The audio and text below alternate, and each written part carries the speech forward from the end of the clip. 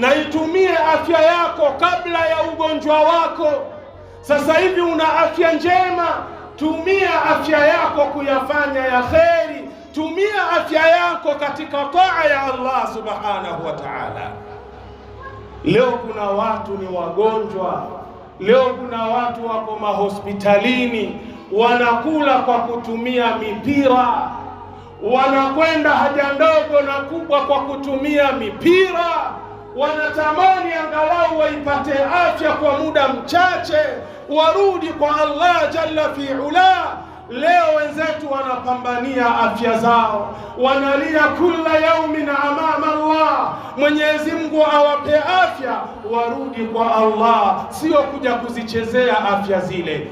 Mimi na wewe tunakula kwa njia salama, tunaenda haja kwa njia salama, tunapumua kwa pumzi salama. Leo tunachezea afya zetu. Tumia afya yako katika ibada ya Allah kabla haujapatwa na maradhi.